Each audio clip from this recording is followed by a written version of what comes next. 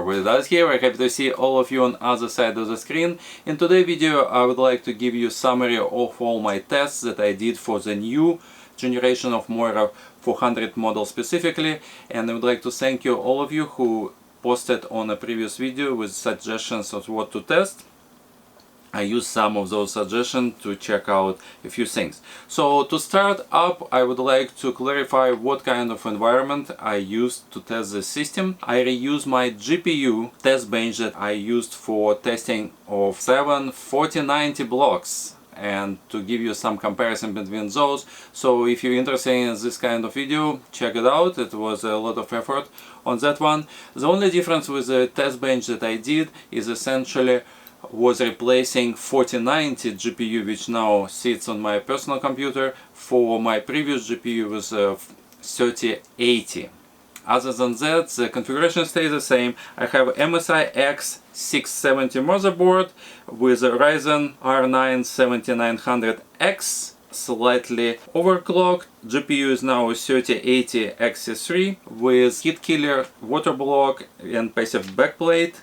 I'm using slim triple radiator from DarkSide, which is 27mm, with Apex metal fans which can spin up to 3000 RPM. So I actually use that so I can test high and low settings for the fans to see what the difference it makes.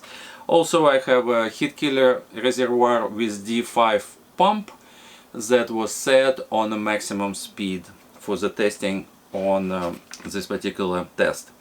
Room temperature was a stable 21 degree all the time. For the software I either use AIDA Extreme or I play a little bit on Cyberpunk 2077 to see if the actual gaming environment makes any difference comparing with synthetic tests. Also I use a hardware monitor to see minimum maximum temperature numbers, and Aquasuit to record liquid temperatures so I can see when equilibrium achieved. Then it's no point to test any further because everything is equalized. So what kind of scenarios I used? Basically we're trying to compare what kind of benefit we get from moving, let's say, from the triple radiator, which is relatively standard type of setup for dual component system, CPU and GPU, or only cooling two, and MORA 400.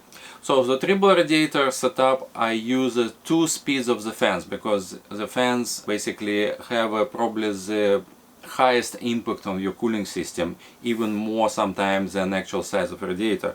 So I run system of 2000 RPM, which is a more reasonable number because it doesn't noise too crazy, and also I push it up to the maximum for 3000 RPM, which is a little bit annoying and noisy, but give you additional kick for the performance. And then I did the same test when I switched to MORA 400 with Plantec fans that I use, and I also use them on two speeds. I use 800 RPM, which is extremely low audible type of the setting. You actually see that fans is on right now for this video, and I don't think you can really hear anything on top of my voice. And also I push the fans to the maximum speed capacity, which is 1000 RPM level. So what we got there? Essentially we looked into the numbers for CPU temperature, GPU temperature, which comes with 3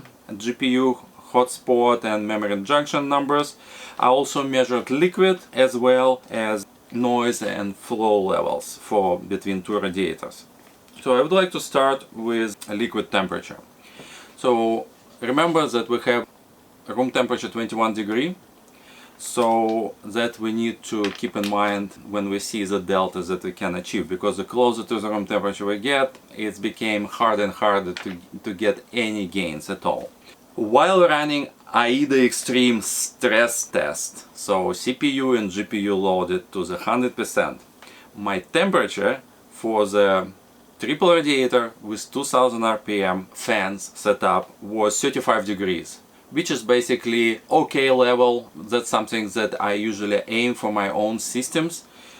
So anything below, let's say, 40 degrees is acceptable. So 35 degrees, good result, fully workable system. Now, if we kick fans a little bit up and push them to 3000 RPM, which is could be a little bit noisy, but we're able to shave another 3 degrees, so 32 and change. That was my result. So basically a little bit faster fans give you a few degrees down, but not much. Now when we switch to the MORA, we see dramatic drop, almost 10 degrees. So I went with 800 RPM fans speed to 27 degrees, and with 1000 RPM fans to 26 degrees. So we basically went to the delta of 5 degrees. From my personal experience, when I experimented with adding more and more radiators, I noticed that probably even 7 degrees, the things became really hard to gain any further. So 5 degrees and below, probably yeah, you can add another MORA and only gain like something like 1 degree difference. So we actually reached absolute maximum capacity in my mind for my system. When doing anything extra unlikely will give you any additional benefits. But now let's look at the temperatures for the CPU specifically. So for the CPU with AIDA Extreme stress test, we went from 72 degrees for triple 2000 RPM, 65 degrees big jump to 3000 RPM on triple radiator, and with MORA we went all the way down to 61, and adding additional speed on my fans to 1000 RPM only gained me a fraction of degree. So I already was pretty much on the maximum cooling capacity of the system, so throwing more cooling performance on the system results very minimal improvement in system cooling. So on the GPU it was very similar situation. So triple radiator 2000 RPM, I had GPU temperature like 43 degrees and shave 3 degrees by kicking up fans to 3000 RPM. Then we have a drop of 5 degrees for the MORA, and only 1 degree again I gain with spinning fans a little bit faster to 1000 RPM. So you can see that MORA was absolute overkill here, but it was nevertheless is a significant 10 degree jump in the cooling performance versus a traditional triple radiator. Now let's talk a little bit about the flow rates. I was expecting that, although I have a short runs, as you can see from my system, when you have a long tube, the probably flow rate would be a little bit lower, but essentially I have very similar number for flow rates between triple radiator and my MORA setup. So with the triple radiator I have 2.96 liters per minute, and when I connected MORA I essentially dropped to 2.73, so it almost was the same thing basically, a little bit more restrictive. So I didn't gain a lot of restrictions there, which is interesting thing.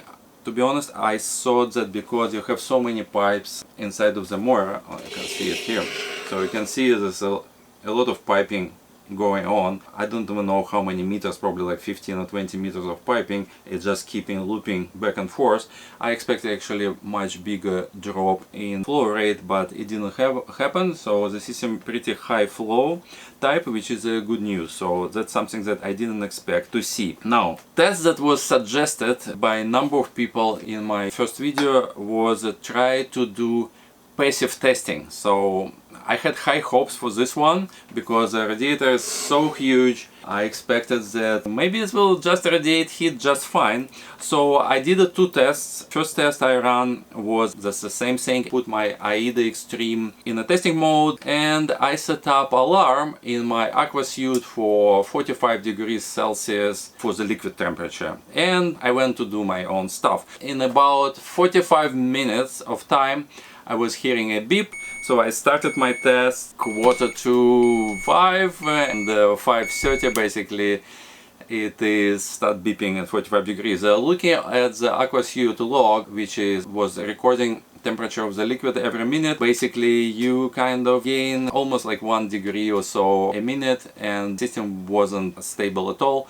So passive cooling didn't really work out for me, but I still have a hope that maybe trying to do something less extensive, like maybe gaming, would still do the trick. And I cool the system completely to the room temperature levels and I start gaming.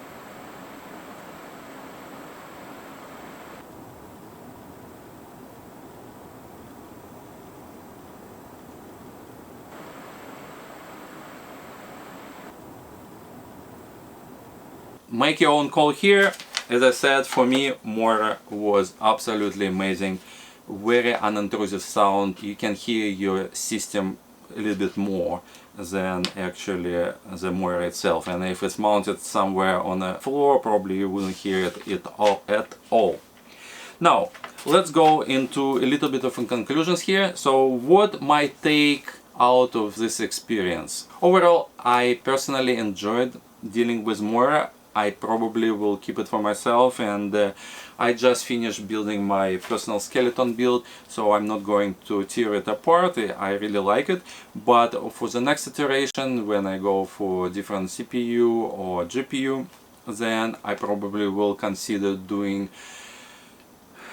more type of the setup and see how it works. Probably will go with a smaller case, as well as I don't need radiators in this particular situation. So now let's look into the pros, because for me it's a little bit longer than it concerns. First of all, for me personally, I'm the guy who likes quiet rigs. So number one pros for MORA for me was low audible levels for very high performance. So it's absolutely maximum probably you can get compared with anything else. Second thing that I really enjoyed, although it's not like fully available at this point, but I got some sense of it. So high sophistication of this particular type of the cooling device. I had opportunity to get this prototype of the active control unit. I see what kind of stuff will coming in the future, such as a bunch of temperature levels. You can control fans and pump from it. You can see things like some statistical numbers, as I can see. You can see a leak detection. So it's a lot of stuff, and potentially maybe it also will give you some reports. We don't know because software not available, but overall the capability of active control plus all these additional things that you can do with Radiator, such as easily detachable fan panels, so you can easily service it. Very sleek design for the reservoir and pump combo with ability to add additional pumps very easily. So there's a lot of things that I really enjoyed because it's a really cool gadget. So for me, high sophistication of this product makes your project and your use of your computer system is really exciting. Number three for me would be high cooling performance. Also for majority of people it will be overkill. I know that high cooling capacity for number of professions that can be actual true benefit. I have a number of clients who, for example, do machine learning with multiple GPUs. I have clients who are architects or video special effects producers. They have truly high performance systems that cranking clocks at the maximum possible levels, and they produce a lot of heat. So the large radiator with a high cooling performance definitely will be beneficial for this kind of users, while the guy like me, who the hardest things I do is either compiling my video or playing games, that definitely overkill. So it's more like cool item than necessity in my particular case. But nevertheless, high cooling capacity is definitely plus, which you can't take away from this particular product.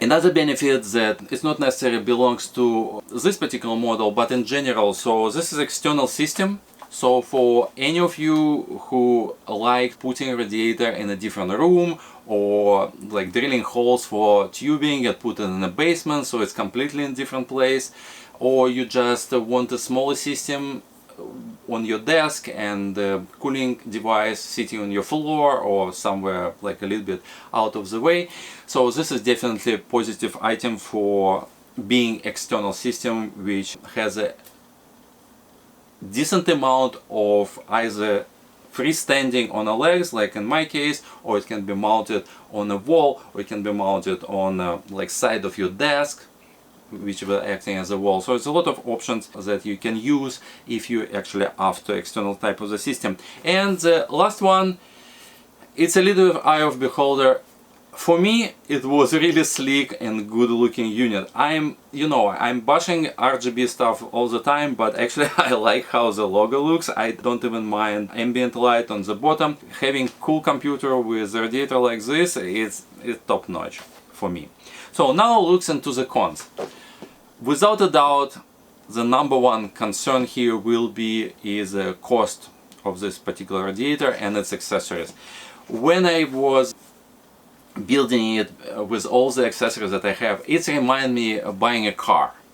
So usually you go and you have like base model radiator in our case, and then you're like, do you need a heated seats, and do you want like adaptive turning headlights, or do I want this and what's that, and you obviously you want that, right?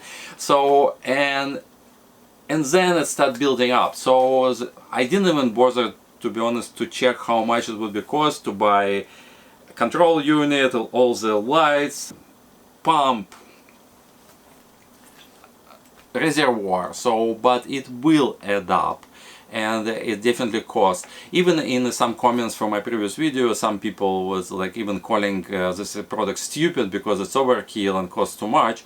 Well, everything depends really at your income level. So if you can afford it, it's no-brainer, it's a cool item, right? If you can't afford it, you're looking for less expensive alternative. But anyways, the cost is definitely as concern here. Second is the size of this radiator. So you have to put it somewhere, so it definitely gives you very high cooling performance. But again, like on a desk, it's kind of a bit awkward. And if you put it on the floor, you don't need to stumble on it every time. So the sizing, yeah, you take it away from your case, but you still need to place it somewhere. I think that from results of my test, I think the smallest, like half unit, MORA 200, probably will be a big hit, because I'm pretty sure it will work perfectly fine for example for my system, and it's so small and looks so good, so it will be total hit. I hope Snap forgive me, but I'll put a picture of my friend Snap build that he just completed. Probably some of you seen it on internet. So he used a MORA 200. Look how cool this thing is. I wouldn't mind to have it even on my desk. That's all I have for today. I hope you enjoyed this video. Thank you for watching. Thank you for submitting your suggestions for the testing results. And I will see you in the future with the new stuff that I want to test now after I finish with MORA. Thank you for watching.